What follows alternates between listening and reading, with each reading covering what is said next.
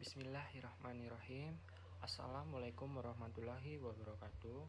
Perkenalkan, nama saya Khoirul Maulana, NIM 190241113, mata kuliah Hukum Internasional kelas D. Di sini saya akan menjelaskan tentang peristilahan dan ruang lingkup hukum internasional. Yang pertama, peristilahan dan ruang lingkup yaitu perjanjian internasional merupakan dasar pembentuk dari sebagian besar hukum internasional modern. Perjanjian internasional dibentuk untuk memenuhi kebutuhan mendasar negara-negara untuk mengatur dan persetujuan kebutuhan mendasar negara-negara untuk mengatur dengan persetujuan bersama masalah yang menjadi perhatian bersama, dan dengan demikian membawa stabilitas dalam hubungan timbal balik di antara mereka. Lalu, pembukaan Vienna Convention of the Law of Treaties 1969 sendiri menekankan peran mendasar dari perjanjian internasional dalam sejarah hubungan internasional dan khususnya pentingnya perjanjian untuk mengembangkan kerjasama damai antar negara. Kepentingan mendasar dari perjanjian internasional ini terbukti membentuk suatu keseragaman pemahaman. Sementara aturan dan prosedur pembuatan perjanjian serta isi perjanjian internasional berubah selama berabad-abad. Lalu, kita mengenal beberapa nomenklatur ataupun penyebutan yang merujuk dan memiliki makna sebagai perjanjian internasional seperti protokol, adjustment, konvensi, charter, modus vivendi, arrangement, agreement, final acts, general act, declaration, concordat, dan sebagainya. Beberapa perbedaan di antara nomenklatur tersebut yaitu treaty, convention, agreement dan adjustment, agreement and arrangement, memory of understanding, protocol and adjustment, statuta atau piagam, modus vivendi, concordat, dan pertukaran nota politik. Perjanjian internasional dapat diartikan sebagai perjanjian yang dilakukan oleh subjek-subjek hukum internasional dan menimbulkan suatu akibat hukum, yaitu timbulnya suatu hak dan kewajiban yang diatur berdasarkan hukum internasional. Definisi tersebut merupakan kunci untuk memahami definisi dari perjanjian internasional, sehingga dengan merujuknya pada definisi perjanjian internasional seperti itu, maka perjanjian internasional hanya melibatkan suatu entitas yang dikategorikan subjek hukum internasional.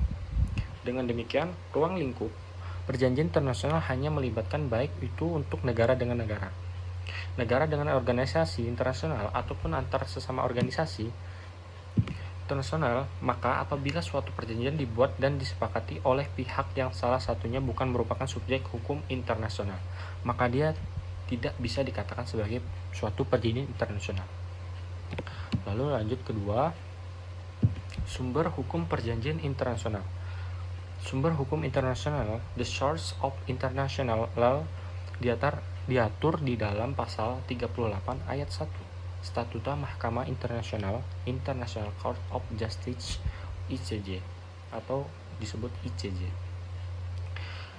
Mahkamah yang mengemban fungsi utama untuk memutus setiap perkara yang diajukan kepadanya harus memutus perkara berdasarkan hukum internasional yang mencakup 1. Perjanjian internasional, baik yang bersifat umum maupun yang bersifat khusus, yang merupakan ketentuan-ketentuan yang diakui secara tegas oleh negara-negara yang bersengketa. 2.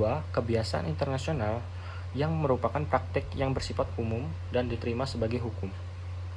Ketiga, prinsip atau asas-asas hukum umum yang diakui oleh bangsa-bangsa beradab. Keempat, putusan pengadilan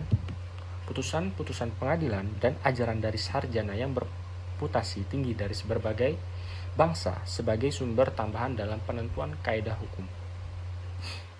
Lanjut yang ketiga, bentuk-bentuk perjanjian internasional. Perjanjian internasional pada dasarnya terbagi ke dalam dua bentuk, yaitu yang tidak tertulis dan tertulis. Iwayan Patiana menjelaskan bahwa perjanjian internasional tidak tertulis adalah sebagai berikut.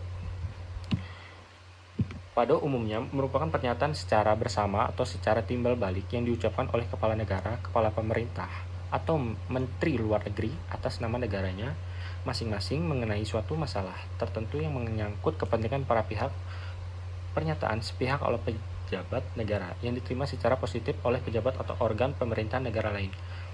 Berdasarkan pendapat tersebut, maka disimpulkan bahwa perjanjian internasional dengan bentuk ini merupakan perjanjian yang non-formal, karena kesepakatan atau persetujuan antar pihak hanya dilakukan melalui pernyataan lisan saja, dan pelaksanaan perjanjian bentuk ini didasarkan pada hukum kebiasaan. Lalu lanjut ke 4, jenis-jenis perjanjian internasional. Selain perbedaan bentuk yang telah dijelaskan di atas, perjanjian internasional dapat dibedakan berdasarkan jenisnya. 1. Perjanjian internasional dari segi jumlah pesertanya. Kedua, perjanjian internasional berdasarkan kesempatan yang diberikan untuk menjadi negara pihak. Ketiga, perjanjian internasional dari segi kaidah hukum yang dilahirkannya. 4. Perjanjian internasional berdasarkan bahasa. Kelima, perjanjian internasional berdasarkan substansi hukum yang dikandungnya. Lalu yang terakhir, perjanjian internasional berdasarkan pemrakarsanya. Sekian dari saya. Mohon maaf jika ada kata yang salah. Terima kasih. Assalamualaikum warahmatullahi wabarakatuh.